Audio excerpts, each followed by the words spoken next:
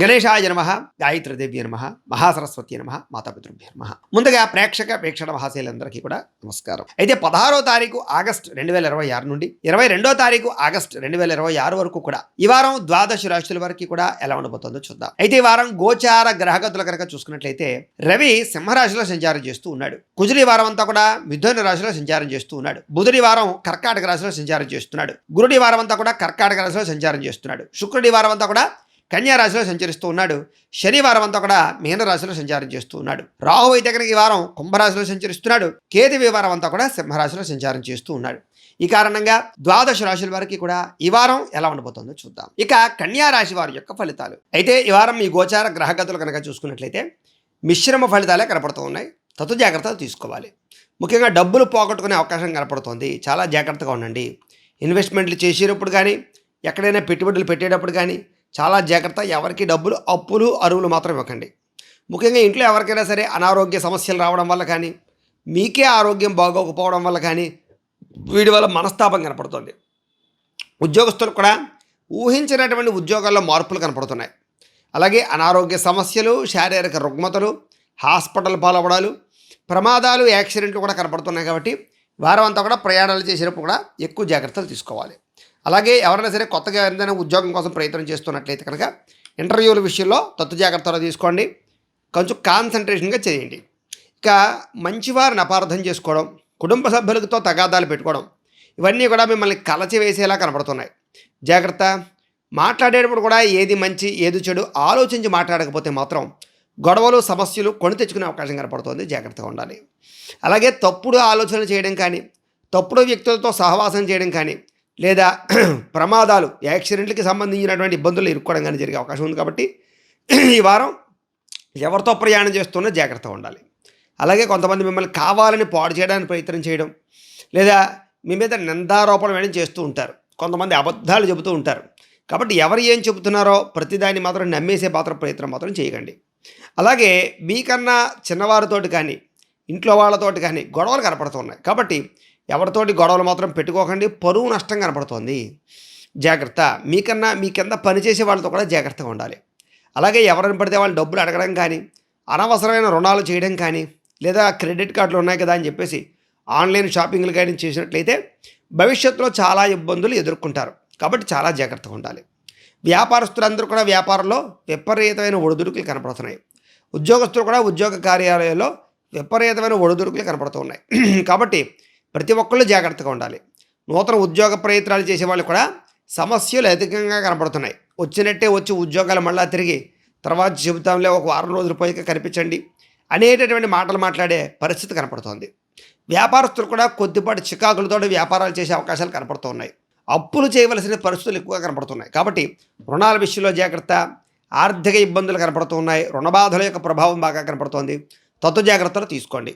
ఇక ప్రయాణాలు చేసేటప్పుడు కూడా ఆచితూచి ప్రయాణాలు చేయడం మాత్రం ప్రయత్నం చేయండి. అనుకోని ఖర్చుల వల్ల ప్రమాదాలు, అనుకోని ఖర్చుల వల్ల పెద్ద పెద్ద సమస్యలు ఎదుర్కొండాలు కనపడుతున్నాయి. కాబట్టి దుబారా ఖర్చులు తగ్గించుకోవాలి. ప్రేమికుల మధ్య గొడవలు కనపడుతూ ఉన్నాయి. భార్యాభర్తల మధ్య మనస్పర్ధలు కనపడుతూ ఉన్నాయి. నమ్మక ద్రోహులు పెరిగిపోయే అవకాశం ఉంది. ప్రేమ కలాపాలు, కామపూరికలు పెరిగే అవకాశాలు ఉన్నాయి. తత్తు జాగ్రత్తలు చేసుకోండి.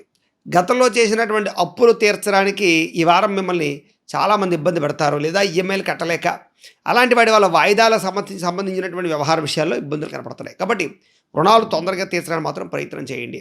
ఆస్తి వివాదాలు అధికమవ్వడం, కోర్టు వివాదాలు కొలిక్కి రాకపోవడం, కొత్త పోలీస్ కేసులు ఇరుక్కోవడం లాంటివి ఈ వారం ఇబ్బందులు కనపడుతున్నాయి. కాబట్టి అలాంటి వాటికి ఖచ్చితంగా దూరంగా ఉండాలి. ఎన్ఆర్ఐలు అంటే ఇతర దేశాల్లో ఉండే భారతీయులందరికీ కూడా ఉద్యోగపరంగా సమస్యలు, ఉద్యోగ నష్టాలు కనపడుతున్నాయి. ఉద్యోగాలు పోయే ప్రమాదం కూడా ఈ వారం ఎక్కువగా కనపడుతుంది. జాగ్రత్త. ఇష్టమైన వాళ్ళతోటి, కావలసిన వాళ్ళతోటి, లేదా ప్రేమించి పెళ్లి చేసుకుందాం అనుకునే వాళ్ళతోటి చెడిపోయే అవకాశం కనపడుతుంది. వివాహం కానీ లేదా ఇద్దరి మధ్య రిలేషన్ కానీ. కాబట్టి జాగ్రత్తగా ఉండాలి. పిల్లలు మీ మాట వినకపోవడము, పిల్లలకు మీకు మధ్య అభిప్రాయ భేదాలు ఏర్పడము కొంచెం మనస్తాపాన్ని కలగజేస్తుంది. ప్రేమికుల మధ్య కూడా చిన్న చిన్న గొడవలే పెద్దవడము, ప్రేమికుల మధ్య మానసిక స్పర్ధలు, లేదా ఒకళ్ళొకళ్ళు అర్థం చేసుకోలేకపోవడము, లేదా ఇద్దరి మధ్య కూడా ఏదో రకమైనటువంటి వ్యక్తి వల్ల ఇబ్బందులు తలెత్తే అవకాశం కనపడుతోంది. జాగ్రత్తగా ఉండాలి. అలాగే ఏ పని ఏ సమయానికి చేయాలో ఆ పని ఆ సమయాన్ని చేయకపోయినా, క్రమశిక్షణ లేకపోయినా, లైఫ్ స్టైల్ సరిగ్గా లేకపోయినా చాలా పెద్ద సమస్యలకు గురయ్యే ప్రభావాన్ని కొని తెచ్చుకుంటారు. జాగ్రత్త. భార్యాభర్తల మధ్య కూడా ఇంట్లో ఏదో రకమైనటువంటి తగాదాలు, గొడవలో ఇంట్లో ఉండే సమస్యలు మిమ్మల్ని మానసికంగా ఇబ్బంది పెట్టడము ఇలాంటి ప్రభావాలు కనపడుతున్నాయి. భార్యాభర్తలు ఇంట్లో జాగ్రత్తగా ఉండాలి. అలాగే ఎవరైనా ఇల్లు కట్టుకుంటూ ఉంటే కనుక దానికి సంబంధించినటువంటి పనులన్నీ కూడా ఆలస్యంగా జరుగుతూ ఉంటాయి. సమయానికి డబ్బులు చేతికి అందకపోవడం వల్ల గృహ నిర్మాణ పనులలో జాప్యం కనపడుతోంది. అలాగే వాహనాలు నడిపేటప్పుడు కొంచెం జాగ్రత్తగా నడపండి, స్పీడ్గా నడపకండి, సీట్ బెల్ట్ హెల్మెట్లు పెట్టుకోండి. చిన్న చిన్న వాహన ప్రమాదాలు ఉన్నాయి కాబట్టి మద్యపాన ధూమపాన వ్యసన పనులు జాగ్రత్తగా ఉండాలి. నిర్ణయాలు తీసుకునేటప్పుడుగా ఆచితూచే నిర్ణయాలు తీసుకోండి. కొత్తగా ఏదైనా వస్తువు కొన్నా, వాహనం కొన్నా, భూములు కొన్నా, గృహాలు కొన్నా కూడా కొంచెం నష్టపోయే అవకాశం ఉంది. తక్కువ ఖరీదు వస్తువులు ఎక్కువ ఖరీదు కొనుగోలు చేసే అవకాశం ఉంది. జాగ్రత్తగా ఉండాలి. ఈ వారం మద్యపాన ధూమపాన వ్యసనాలకి ప్రతి ఒక్కరూ దూరంగా ఉండడానికి ప్రయత్నం చేయండి. విలువైనటువంటి వస్తువులు కానీ, ఆభరణాలు కానీ, యంత్ర పరికరాలు కానీ కొనుగోలు చేయడానికి మాత్రం చాలా అవకాశాలు ఎక్కువగా కనపడుతున్నాయి.